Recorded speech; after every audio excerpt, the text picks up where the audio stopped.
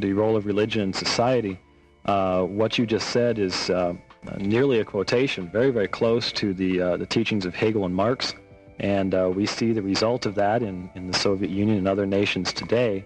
And then in reference to the fact that there are elements within Christianity that you would identify as having been borrowed from non-Christian sources, yes, there is in man the innate understanding, the innate need for a relationship with his Creator. That does not in any way invalidate God's revelation of himself in Christianity.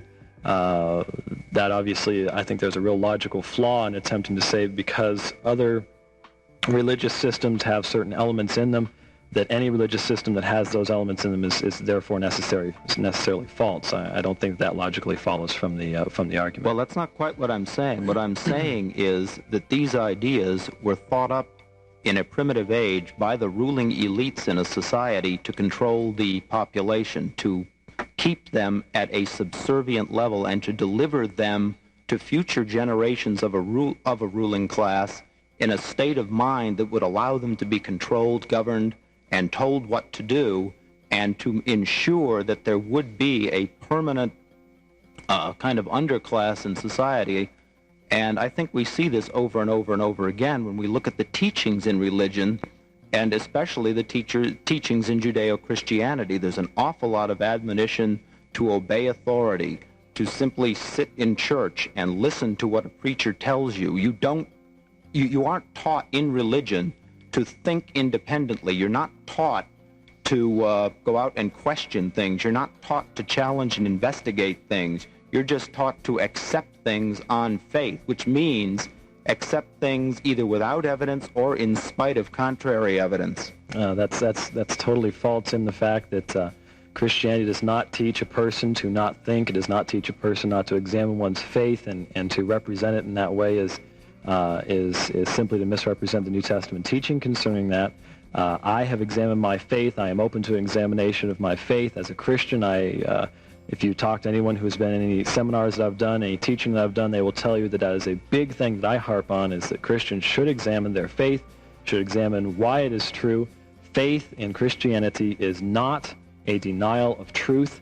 Faith is an acceptance of the truth that God has revealed, the truth that we see in the world around us, and it goes beyond simply the truth to provide a framework upon which we can live our lives. But see, this is the whole thing, is that Christianity is basically a lie. There is no historical evidence that Jesus ever existed. There's no historical evidence that the New Testament is anything but a set of extant writings that were around from about, maybe 100 or 150 years before the alleged time of Jesus, that were simply gathered up later and became the basis for the Roman Catholic theology in 325 A.D. Let me mention something to you, especially at that point. What I wanted to bring out was this common atheistic claim that Jesus never existed. And the reason I want to bring it up, aside from discussing the historical evidence he did, since there is a vast amount of it, this sort of is a religious belief. It really is, because anyone who has examined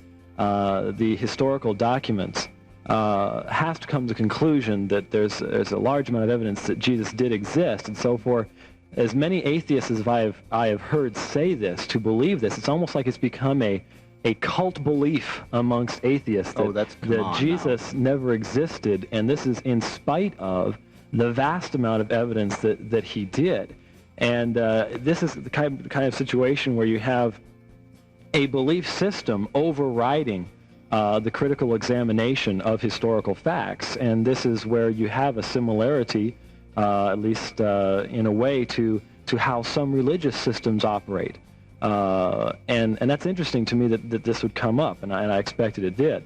In reference, Brian, if you'd like to expand on what you said concerning that, if you'd like to say something more about that, I'd like to before I get to the evidence in reference to that. Okay, the criteria for evidence is something which is really not subject to dispute. In other words, do you have artifacts that were actually written by Jesus? Do you have an artifact like a body, for example, that you can say, well, this is Jesus' tomb, or this is Jesus' body, or this is Jesus' remains? The other criteria would be human experience and things which can be validated and corroborated, and none of this applies to Jesus. Okay, I'd like to respond to that by saying that if what you just said is true, that is indisputable, then we do not know that Julius Caesar, Plato, Socrates, or anyone up until about 25 years ago ever existed. False, because we do have material evidence that these people left. We do have... Such as what, sir? We have their tombs. We have the evidence that was left from what they did with their soldiers. If in the case of the Caesars, we have the writings of Plato. They are absolutely, definitely attributed to these people. Exactly. However, there is not one piece of paper that we can attribute to Jesus. Okay. There is nothing that Jesus ever wrote. There is nothing that anybody can demonstrate was actually taken down by even a scrivener who knew Jesus. Well, that's obviously untrue. Let me mention a number of the facts aside from the New Testament. I'll get to that in a moment. For example, Tacitus, who died in 117, mentions Jesus Christ. Suetonius mentioned rebellion in Rome in AD 49, which he attributed to Christ, even though obviously Christ was not alive at that time. A pagan philosopher by the name of Mara, I was reading his letter just yesterday, in fact, in AD 74, discussed Jesus Christ. And it's interesting that there are references to Christ in, for example, Pliny's writings and things like that, because these events took place in what was a fairly insignificant corner of the Roman Empire. And for them to actually gain mention by Roman historians, by philosophers writing at the time, and those manuscripts be extant still today, is very interesting that could happen. Yes, but let's look at the actual content of those manuscripts. What they really talk about is they talk about cults of believers. They talk about people who have a faith in a great leader, and in some cases, I'm not sure if it was Mara or if it was Suetonius, they mention the followers of the teachers of righteousness, and that man was a man who lived about 100 to 150 years before the alleged time of Christ, and he was the leader of the cult known as the Essenes, which were a strange proselytizing sect of Jews. Yes, so Brian is making reference to the teacher of righteousness found in the Dead Sea Scrolls. That's right. The Essene community at Qumran. Of course, that is not what Mara had in reference whatsoever. No. What he's talking about is a body of believers. No, sir. Did you read the letter, Brian?